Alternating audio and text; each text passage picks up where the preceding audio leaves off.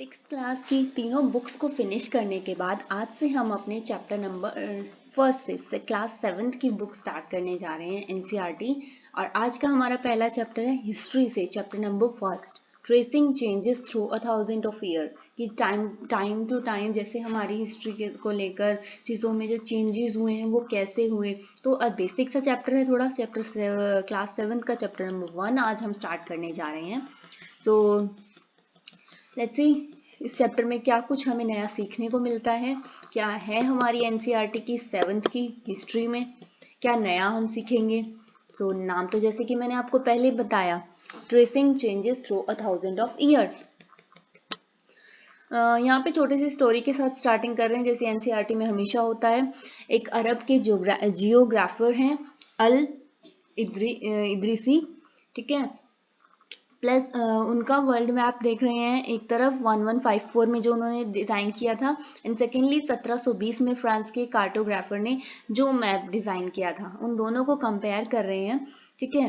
France में cartographer का मतलब होता है जो एक इंसान जो मैप डिज़ाइन करता है, ठीक है। और जियोग्राफर तो आपको पता ही है, जो भूगोल की जानकारी रखता है, वो भी मैप्स वगैरह डिज़ाइन करते हैं, ठीक है। सो a section of world map drawn by geographer Al Idrisi in 20th century showing the Indian subcontinent। यहाँ पे आपको मैप 1 और मैप 2 दो मैप शो किए गए हैं। एक फ्रांस के पर्सन जो कार्टोग्राफर हैं उन्होंने ड्रॉ किया है, और एक है हमारे अरब के जियोग्राफर। तो इस बुक की स्टार्टिंग में ही कुछ ऐसी चीज़ों को पॉइंट आउट करते हुए आपको बताया जा रहा है कि कैसे कैसे दो लोगों की सोच को देखकर, दो लोगों के कैसे कैसे थॉट्स उनके दोनों के अलग अलग हैं, ठीक है। तो कैसे हमारे एक ही संसार को दो नज़रों से उन्होंने दो पार्ट्स में उन्होंने डिवाइड, दो तरीके से उन्होंने शो किया है। तो एक पहला चेंज यहाँ से शुरुआत की जा रही है। यहाँ पे दो जगहों के नाम दिए हैं, कन्नौज उत्तर प्रदेश में है, ठीक है। और मैप 2 में इसको अलग कोस्टल एरिया दिखाया गया है, ठीक है। सो डिटेल में इनको चैप्टर में हम लोग इन सब चीज़ों के बारे में और डिटेल में हम लोग चैप्टर नंबर 6 में बात करेंगे, ठीक है। अब आगे देखते हैं हमारे लिए इस चैप्टर में क्या कुछ है। सो सॉरी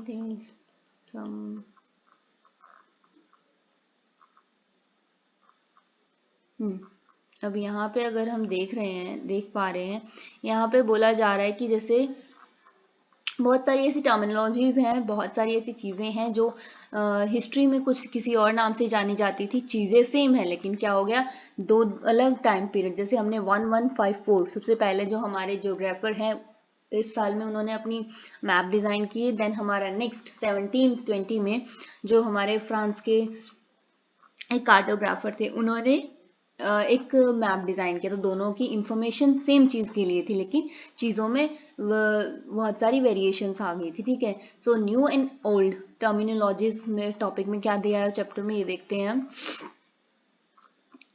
टाइम पीरियड के साथ साथ इंफॉर्मेशन को प्रोड्यूस करते हैं, तो टाइम के साथ साथ उसमें लैंग्वेज के मीनिंग बदल जाते हैं, ठीक है। हिस्ट्रिकल रिकॉर्ड में अलग अलग लैंग्वेज आ जाती हैं, ठीक है। Medieval precious, for example, is different from modern Persian. The difference is not just with regards to grammar and vocabulary. The meaning of word also change over the time. अगर हम बात करें medieval Persian और modern Persian, दोनों में बहुत difference आ गया है। इसमें क्या बोला है, सिर्फ ग्रामर और वोकेबलरी का डिफरेंस नहीं है, शब्दों के अर्थ भी बदल गए हैं, ठीक है। यहाँ पे आपको एग्जाम्पल बताया है, Hindustan for example today is understand as India. पहले हमारे देश को हिंदुस्तान के नाम से जाना जाता था, लेकिन अब इसे इंडिया बोला जाता है, मॉडर्न नेशन स्टेट्स की अगर हम बात करें तो, ठीक है। 13th सेंचुरी में मिनहाज ई सीरज, ठीक है, जो कोरियोक्लर हैं Prussian, he means the area of Punjab, Haryana and land between Ganga and Yamuna. He used to term in a political sense of land that were a part of dominance of Delhi सल्तनत। उन्होंने क्या दर्शाया था कि गंगा और यमुना के जो आसपास के एरिया है, पंजाब हरियाणा और द लैंड, ठीक है, गंगा यमुना के बीच की जितनी भी भूमि है वो क्या दिल्ली सल्तनत के अंडर आती है, ठीक है। The area included in this term shifted with the extent of Sultanate between the terms never included South India within it. By contact the early 16th century Babur world Hindustan to describe the geography. So sorry.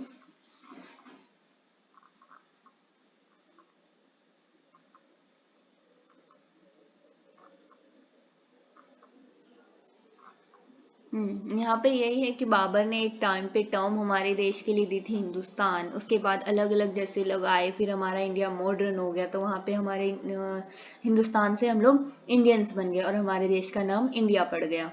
ठीक है। Historian have to be careful about the term they are use, they mean different things in the past.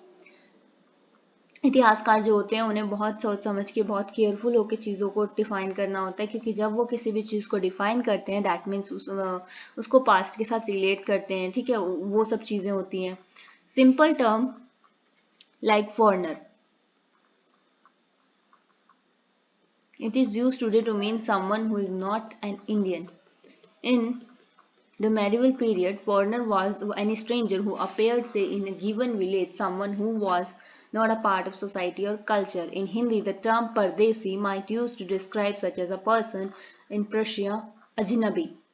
Okay अभी foreigner का मतलब है जो इंसान विदेश से आया, बट पहले हम लोग हिंदी में एक वर्ड बोलते थे परदेसी, जो एक गांव से भी नहीं है, एक सोसाइटी से नहीं बिलोंग करता, कल्चर अलग है उसका, तो उसे भी हम लोग परदेसी बोलते थे। ठीक है। City over therefore might the record foreigner but the two places in some same village are not foreigners. अगर दो लोग एक ही गांव से हैं, एक ही कास्ट बैकग्राउंड से, एक ही रिलीजन से वो करते हैं, तो वो परदेसी। ये बोल रहे हैं कि अगर कोई भी दो इंसान एक ही गांव से हैं, चाहे उनका धर्म अलग है, चाहे उनकी कास्ट अलग है, बैकग्राउंड अलग है, but if they belongs to a same village, so they are not foreigner, मतलब वो परदेसी नहीं है, they belongs to same state. ठीक है। History and the source. अब हम लोग बात कर रहे हैं, हमने लास्ट ईयर में भी लास्ट बुक में भी बात की थी कि हमारी हिस्ट्री के दो तरीके से हम अपनी हिस्ट्री को जानते हैं, कैसे इन्वेस्टिगेशन हुई है, कैसे पता चला है, स्टडीज और इन्वेस्टिगेशन से चीज़ों का पता चलता है। तो वो चीज़ें कैसे, या तो दीवारों पे गुदवाते हैं या फिर कोई बुक्स लिख देते हैं राजा महाराजा के उसमें। ठीक है, तो वो सब चीज़ें। In the previous book, we will read about the following 1000 year from roughly 700 to 1750.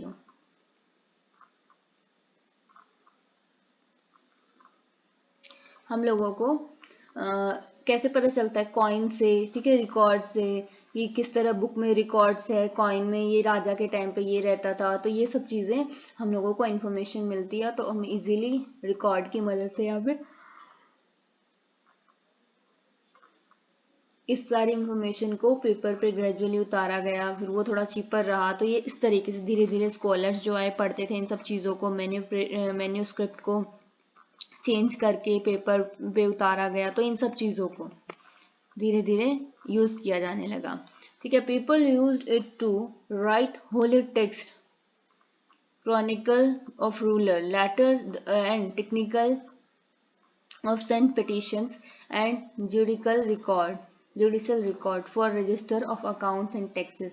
Manuscripts were collected by wealthy people, ruler, monasteries and temple. यहाँ पे क्या होता था, मैन्युप्रेट कहाँ से, जो अमीर लोग होते थे वहाँ उनके पास मिलते थे, राजा होते थे, ठीक है, मंदिर होते थे, वहां से ये सब चीजें मिलती थी। लाइब्रेरी से हमें रिकॉर्ड इन्फॉर्मेशन मिल रही है। तो इतिहास जैसे जैसे बदला है, पहले क्या होता था, पत्तों पे लिखा जाता था, दीवारों पे लिखा जाता था, उसके बाद धीरे धीरे पेज बने, ठीक है, पन्नों पे अपने इतिहास को लिखा जाने लगा, इन्फॉर्मेशन यहाँ से आने लगी।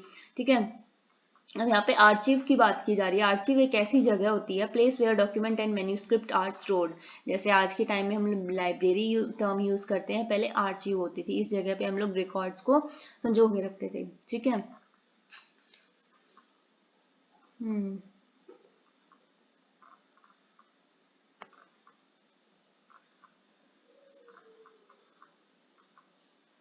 ओरिजिनल स्क्रिप्ट्स को भी संजो के रखा जाता था, उसके बाद फिर जो है टाइप करके उनको समझ के चीज़ें रिकॉर्ड में लिखी जाती थी, फिर आगे जाके उनको फिर और बेटर किया जाने लगा धीरे धीरे।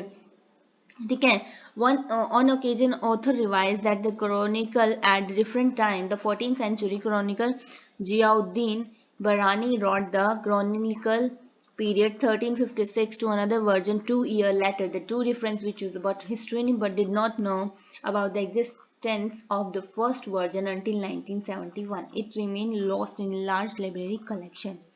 जियाउद्दीन बरानी की बात की जा रही है. क्लोनिकल, आप लोगों को याद हो तो हमने 6th क्लास में एक टर्म डिस्कस की थी, क्लोनिकल, विच मीन्स कि आप क्या कर रहे हो वहां पे कि किसी राजा की राजा जो उनकी जो सभाएं होती हैं उसमें कैसे कैसे क्या क्या रूल्स होते हैं, कैसे कैसे सभा होती हैं, तो ये सब चीजें वहां पे डिस्कस, उन चीजों का लेख 1356 में लिखा, फिर 2 साल बाद एक किताब लिखी और वह 1917 में जाकर 71 तक भी पता नहीं था कि इसका कोई फर्स्ट वर्जन भी है. क्यों, ऐसा क्यों हुआ था? बिकॉज एक बड़ी सी लाइब्रेरी में वो कलेक्शन खो गया था. ठीक है. The study of 1000 years 700 to 1750 is a huge challenge to historical knowledge because they are scale and variety of development that occurred over the period. At different moments in this period, new technologies made their appearance, like a Prussian. यहाँ पे बोल रहे हैं कि हजारों साल के जितने चैलेंजेस को देखते हुए हिस्ट्री को लार्जली एक स्केल डेवलप किया जा रहा है. ठीक है. एक पीरियड के बाद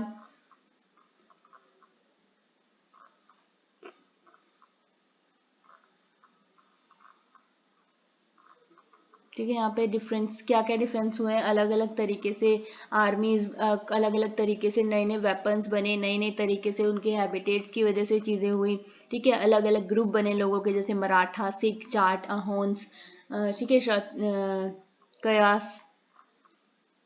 तो ये सब चीज़ें पॉलिटिकली इंपॉर्टेंट रही जो ये कास्ट है जो हमारी हुई है. ठीक है. Through this period there was a gradual clearing of forest and extend of agriculture. यहाँ पे जंगलों की कटाई, खेत, एग्रीकल्चर होना, ये सब चीज़ें बहुत फास्ट तरीके से बढ़ने लगी. ठीक है. हैबिटेट, जंगलों को काट के, reference to the environment, to the region and the social and economic lifestyle of an resident.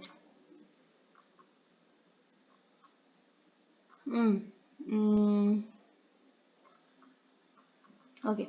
यहाँ पे अलग अलग चीज़ों का बढ़ने लगी चीज़ें. ठीक है. जंगलों को काट कर इंसान अपने माइग्रेट के लिए एक जगह से दूसरी जगह जाने लगा. ठीक है. और जगह बनाने लगा रहने के लिए. जब माइग्रेट का मतलब होता है एक जगह से दूसरी जगह जाना. ठीक है. ये चीज़ें एक जगह से दूसरी जगह शिफ्ट हो के जब इंसान ने ये देखा कि मुझे एक ही जगह पे रहना है, तो उसके लिए वहाँ पे उन्होंने क्या किया, जंगल कटाई, टैक्स सोसाइटीज़ वगैरह. ठीक है. ये सब चीज़ें, गुड्स और सर्विसेज प्रोवाइड कराने लगे उनको, लोग जानवर रखने लगे, गाय भैंस ये सब. ठीक है. और कास्ट के बाद सब कास्ट बनने लग गए, रैंक भी होने लगे उसमें बैकग्राउंड में. ठीक है. रैंक कभी भी परमानेंटली फिक्स नहीं होते थे. ठीक है. तो ये सब जाति बनाई गई, फिर पंचायत, जाति पंचायत हुई. ये सब चीज़ें धीरे धीरे गाँव में, स्टेट्स में, यूनिट्स में बंटकर चीज़ें होने लगी. उसके बाद region and empire. Chapter number 3 में, चैप्टर नंबर 2 में हम पढ़ेंगे चोलास के बारे में, तुगलक्स के बारे में 3 में, और मुगल के बारे में पढ़ेंगे चैप्टर नंबर 4 में. ठीक है. धीरे धीरे हम देखेंगे कि हमारी सोसाइटी में ये सब लोग कैसे आए. दिल्ली सल्तनत के लिए सबसे पहले हम बात करें तो ज्ञानसुद्दीन बलबन. ठीक है. बंगाल में जो गजनी आए, तो ये अफगान से, वेस्ट से, साउथ इंडिया से. ठीक है. अलग अलग गोड़ा, आंध्र प्रदेश, केरला, ये हमारे कुछ रीजन थे जहाँ पे लोगों ने आके आक्रमण किया और वहां पे उन्होंने बहुत टाइम तक राज किया. तो वो दिल्ली सल्तनत. ठीक है. Next thing is,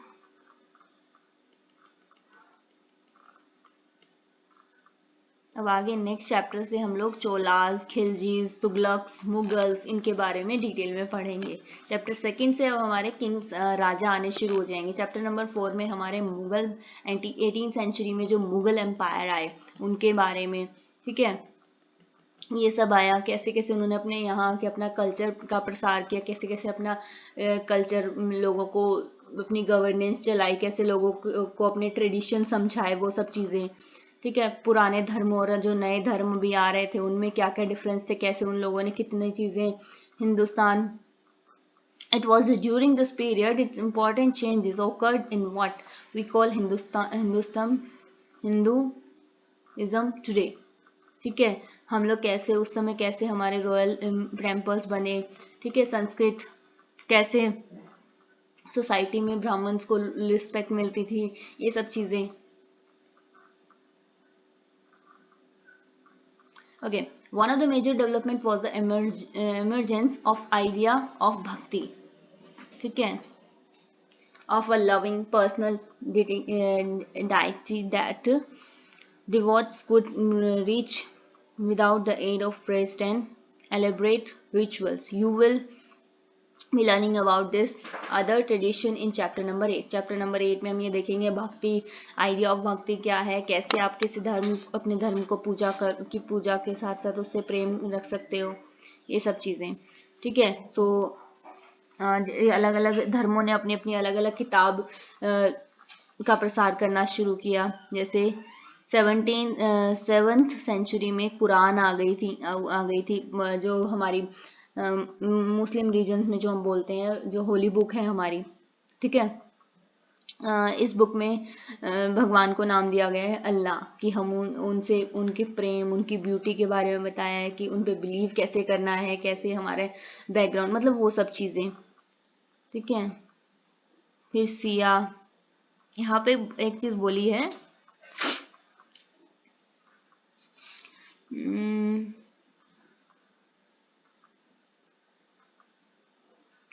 Siya Muslims जो हैं वो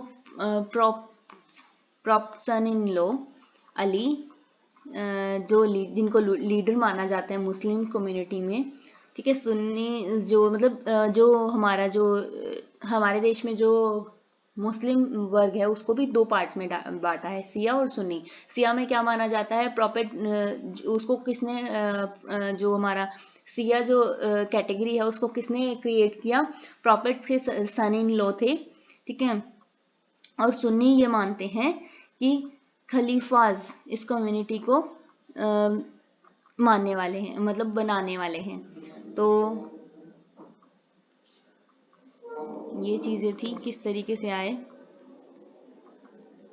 अब हम ये देखते हैं कि कैसे कैसे टाइम, घंटे, साल, घड़ियां, कैलेंडर, ये सब चीजें कैसे आई, कैसे हमारे इतिहास में हमने पीरियड को डिवाइड के साथ साथ अब कैसे काउंट कर पा रहे हैं हम पिछले सालों को. 19th सेंचुरी में ब्रिटिश हिस्ट्री को डिवाइड किया जाता है. ठीक है, हिस्ट्री ऑफ इंडिया को 3 पार्ट्स में बांटा जा सकता है. ठीक है, हिंदू, मुस्लिम और ब्रिटिश. ठीक है, इसमें बहुत सारे चेंजेस आए, जिसमें हमारी इकोनॉमी को लेके कह लो, हमारे कल्चर को लेके कह लो, सोसाइटी, लैंग्वेज, ये सब चीज़ें. ठीक है, ये सब चीज़ें आई उस समय पे. किसानों को कैसे, टाउन, विलेजेस, इनमें कैसे चीज़ें रही, और इस पीरियड के टाइम में, आज के पीरियड में और उस पीरियड में क्या डिफरेंस है, उसकी इकोनॉमी कैसी थी. ठीक है, The histories you will be studied this year are often described as medieval. 7th class में हम लोग medieval history पढ़ने वाले हैं. ठीक है, 6 में हम लोग बेसिक पढ़ चुके हैं, जिसको हम जो फर्स्ट बोलते हैं अपना.